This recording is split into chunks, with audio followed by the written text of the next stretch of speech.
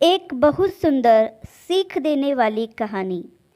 बनारस में एक चर्चित दुकान पर लस्सी का ऑर्डर देकर हम सब दोस्त यार आराम से बैठकर एक दूसरे की खिंचाई और हंसी मजाक में लगे ही थे कि एक लगभग 70 से 75 साल की बुजुर्ग स्त्री पैसे मांगते हुए मेरे सामने हाथ फैलाकर खड़ी हो गई। उनकी कमर झुकी हुई थी, चेहरे की झुर्रियों में भूख तैर रही थी, नेत्र भीतर को धंसे हुए किंतु सजल थे।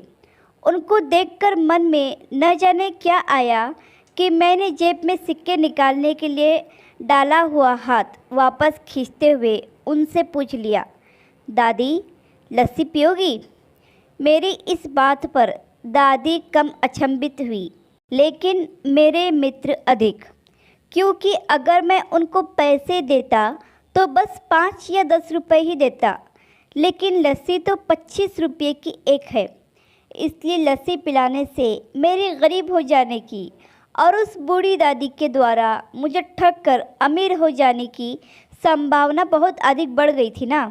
दादी ने सकुचाते हुए हामी भरी और अपने पास जो मांग कर जमा किए हुए 6-7 रुपये थे वो अपने कांपते हाथों से मेरी ओर बढ़ाए।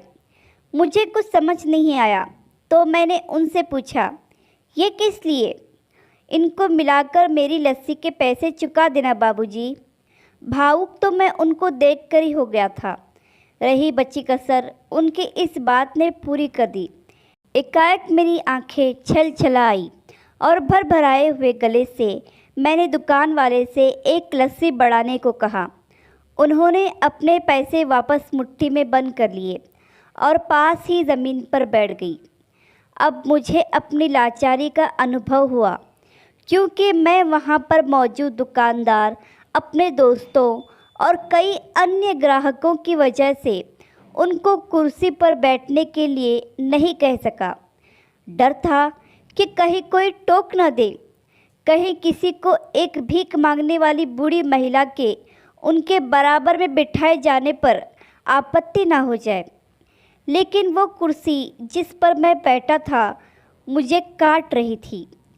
लस्सी कुल्हड़ों में भरकर हम सब मित्रों की ओर और बूढ़ी दादी के हाथों में आते ही मैं अपना कुल्हड़ पकड़कर दादी के पास ही ज़मीन पर बैठ गया, क्योंकि ऐसा करने के लिए तो मैं स्वतंत्र था। इससे किसी को भी आपत्ति नहीं हो सकती थी। हाँ, मेरे दोस्तों ने मुझे एक पल को घूरा, लेकिन वो कुछ कहते उससे पहले ही दुकान के मालिक ने आगे बढ़कर दादी को उठाकर कुर्सी पर बिठा दिया और मेरी ओर मुस्कुराते हुए हाथ जोड़कर कहा, ऊपर बैठ जाइए साहब।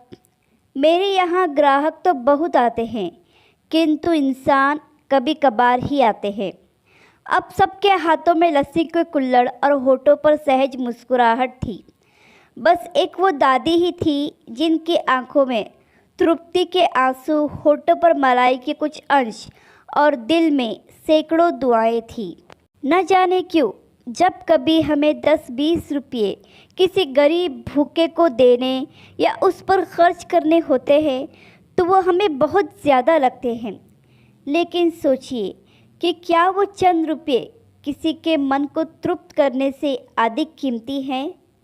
क्या कभी भी उन रुपयों को बियर, सिगरेट या जंक फूड पर खर्च कर ऐसी दुआएं खरीदी जा सकती हैं? जब कभी अवसर मिले ऐसे दयापूर्ण और करुणामय काम करते रहे।